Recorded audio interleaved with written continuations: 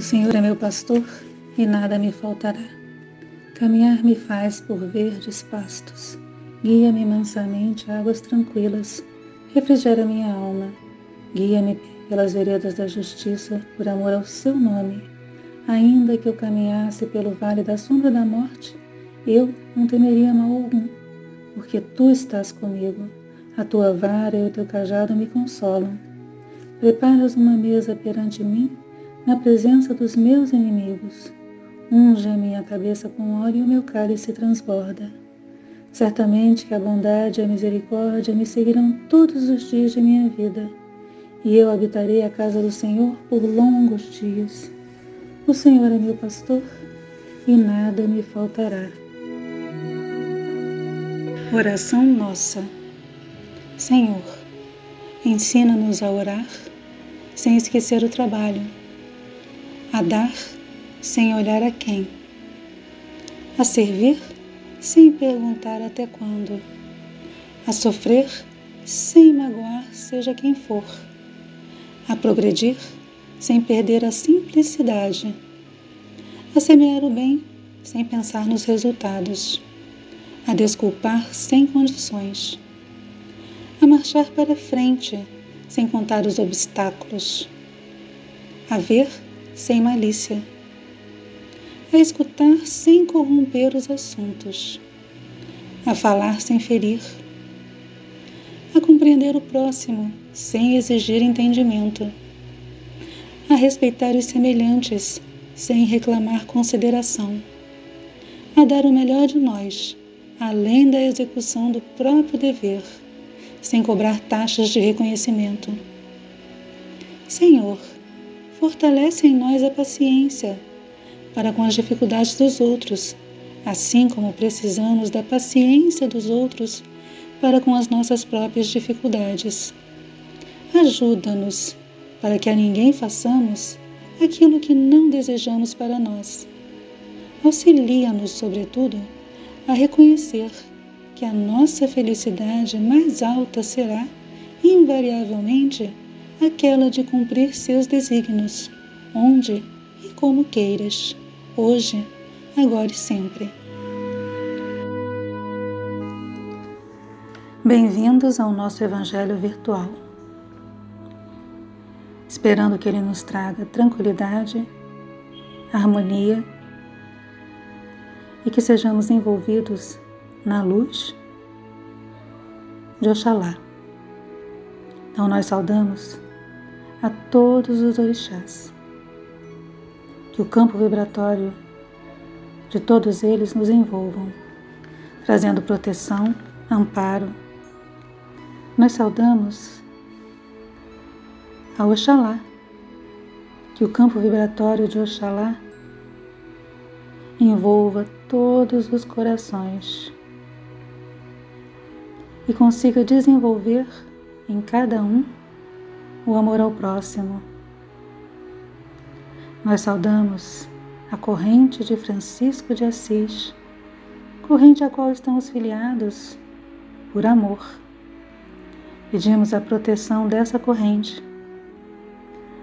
Saudamos a todos os guias e mentores que regem a nossa casa e saudamos também os nossos guias. Que possamos continuar sendo protegidos e amparados, como sempre fomos. Nós saudamos o Caboclo Tupinambá e nos colocamos mais uma vez a serviço dessa corrente de amor. Aproveitamos então para pedir pela paz. Essa paz que parece tão distante, mas que é tão necessária para a evolução do nosso planeta. Pedimos que sejamos mensageiros da paz. Para que possamos conseguir isso, temos que fazer a nossa reforma mental e aprender a lição mais importante, a missão de cada um nessa vida, que é aprender a amar. Então nós pedimos por todos que sofrem, por todos que não enxergam a luz por todos que perderam a fé, por todos que não têm esperança, por todos que passam fome, por todos que sofrem violências, por todos que estão mergulhados no luto, na dor, no desespero, por todos que se encontram nos hospitais, nos asilos, nos presídios, nas clínicas psiquiátricas, nos orfanatos, por todos nós que estamos aqui nesse planeta de provas e expiações. Que a luz divina nos envolva e envolva cada um, trazendo paz ao nosso coração. Pedimos pelos nossos amigos, mas pedimos principalmente pelos nossos inimigos, para que esses laços sejam desfeitos, esses laços negativos sejam desfeitos e que uma nova relação de amor e amizade se estabeleça. Pedimos por todas as crianças do mundo e também pelas crianças da creche Santa Clara. Pedimos por todos os amigos que ajudam a nossa casa, a Casa de Francisco de Assis, a desenvolver os seus projetos sociais e os seus projetos espirituais. Pedimos, por fim, por todos os espíritos, encarnados ou desencarnados, que estão em nossa mente, para que a luz do Pai possa ajudá-los também. Terminando essa prece, nós agradecemos todo o aprendizado que este ano nos trouxe. Um aprendizado de dor, de sofrimento, mas que é extremamente necessário para a compreensão e evolução nossa. Que assim seja, que Oxalá nos abençoe. Graças a Deus. Da sabedoria do Evangelho de Torres Pastorino, o trigo e o joio. Mateus capítulo 13, versículo 24 a 43. Outra parábola lhes propôs Jesus, dizendo: Assemelhou-se o reino dos céus a um homem que semeou boa semente em seu campo. Enquanto, porém, dormiam os homens, veio o inimigo dele e semeou por cima joio, por entre o trigo, e foi embora. Quando, pois, cresceu a erva e produziu fruto, então apareceu também o joio. Chegando os servos do dono da casa, disseram-lhe: Senhor, não semeastes boa semente em teu campo? De onde então vem o joio? E ele respondeu-lhes: Um homem inimigo fez isso. Os servos disseram-lhe: Queres então que vamos colhê-lo? Replicou ele: Não, para que, colhendo o joio, não arranqueis juntamente com ele o trigo. Deixai crescer ambos até a colheita, e na época da colheita direi aos ceifeiros: Colhei primeiro o joio e amarrai-o em feixes para queimá-lo, mas o trigo recolhei-o ao meu celeiro. Tendo então deixado as turbas, veio para casa, e aproximando-se dele seus discípulos disseram: Explica-nos a parábola do joio do campo. Respondendo, disse: O semeador da boa semente é o Filho do homem. O campo é o mundo. A boa semente são os filhos do reino. O joio são os filhos do mal. O inimigo que semeou é o adversário. A colheita é o término do éon. Os ceifeiros são os espíritos mensageiros. Então, como é colhido o joio e queimado no fogo, assim será no término do éon. Enviará o Filho do homem seus mensageiros, e recolherão de seu reino todas as pedras de tropeço e os que agem ilegalmente, e os lançarão na fornalha de fogo. Aí haverá choros e ranger de dentes. e então os justos brilharão como o sol no reino do Pai deles. Quem tem ouvidos, ouça. Mais uma vez o Mestre explica a parábola aos discípulos, em particular, depois de chegarem a casa. Jesus esclarece: a semeadura é boa, e não há razão para a vigilância noturna enquanto as sementes ainda se encontram sob a terra. Os lavradores aproveitam a noite para dormir, mas aproveitando-se da escuridão, alguém percorre os sulcos recém-semeados de trigo e lança à terra fofa a semente do joio. O joio apresenta grande semelhança com o trigo, pois também frutifica em espigas. Porém, é um cereal venenoso, com efeitos de náuseas e embriaguez. Quando se formam as espigas, torna-se fácil distingui-lo do trigo, mas com ele se confunde durante todo o crescimento. Quando os lavradores percebem o fato, indagam do Senhor como terá ocorrido esse desastre. Dada a explicação e proposta extirpação do joio, é-lhes ordenado aguardar a colheita, quando o trigo, crescendo mais alto, será mais fácil de distinguir. Será então colhido o joio junto com a palha e queimado, e o trigo será recolhido ao celeiro. Analisemos os termos. O semeador é o Filho do Homem, ou seja, aquele que já atingiu a superação do estágio hominal. O campo é o mundo, isto é, todo o planeta. A boa semente são os filhos do reino, ou seja, aqueles que em sua vida seguem os preceitos do Espírito. O joio são os filhos do mal, isto é, da matéria. Temos então que o Criador é um só, o Pai, que dá origem aos espíritos. Estes, ao mergulhar na matéria, ficam sujeitos à matéria. A colheita é o término do presente ciclo evolutivo, e não o fim do mundo. A separação será feita no fim do ciclo. Na terra, permanecerão os filhos do reino, enquanto os filhos do mal dela serão afastados para a fornalha do fogo inextinguível em outro planeta.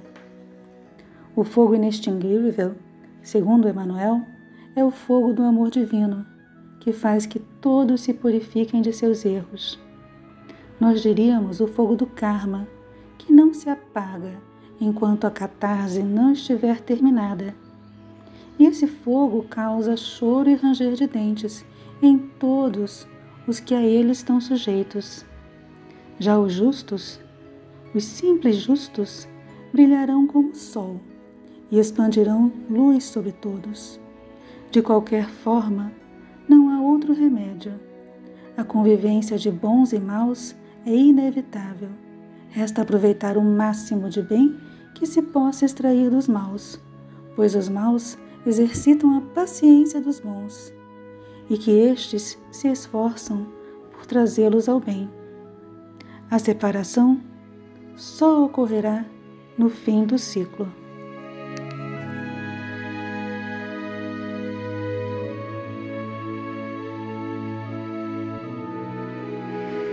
Podemos dizer que esse Evangelho fala sobre os momentos atuais, fala sobre transição planetária, explica que o trigo e o joio precisam crescer juntos para que as lições necessárias à evolução de cada um se cumpram, e explica também que a separação será feita no final do ciclo.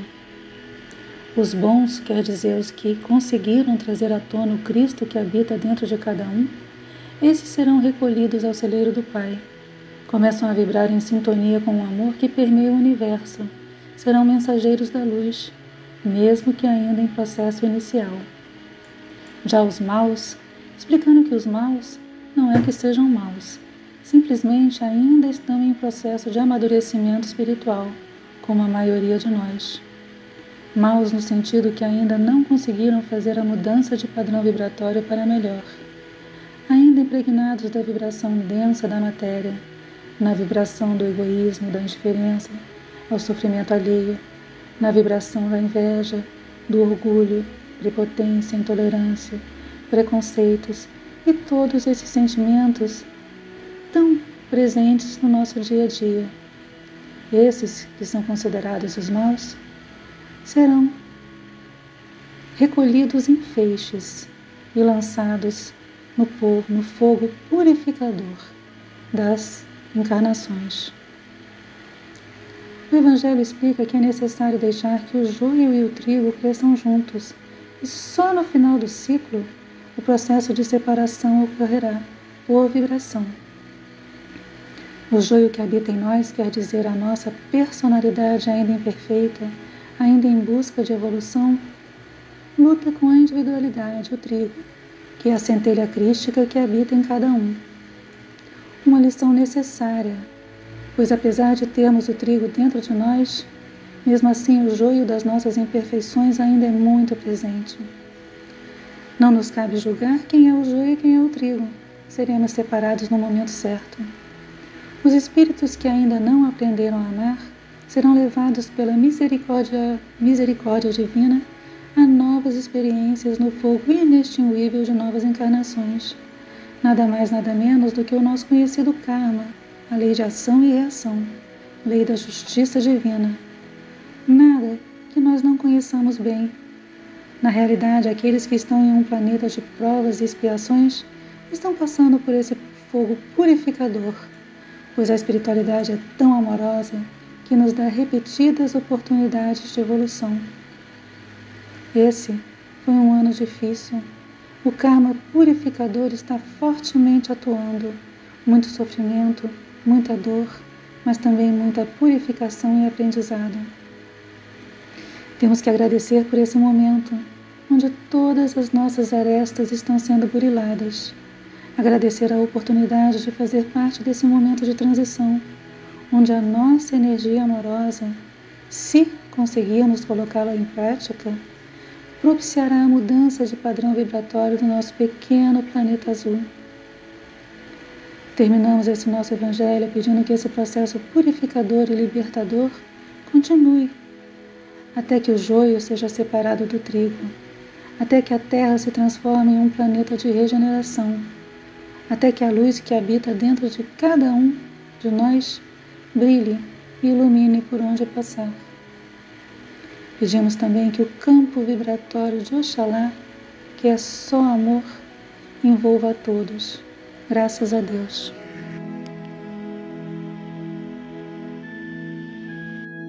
Oração de São Francisco. Senhor, faz de nós um instrumento da sua paz. Onde houver ódios, faz com que eu leve o amor. Onde houver ofensas, que eu leve o perdão. Onde houver discórdias, que eu leve a união. Onde houver dúvidas, que eu leve a fé. Onde houver erros, que eu leve a verdade. Onde houver desespero, que eu leve a esperança. Onde houver tristezas, que eu leve a alegria. Onde houver trevas, que eu leve a luz. Ó Mestre, faz com que eu procure mais consolar que ser consolado, compreender que ser compreendido, amar que ser amado, pois é dando que se recebe, é perdoando que se é perdoado, e é morrendo que se nasce para a vida eterna, graças a Deus.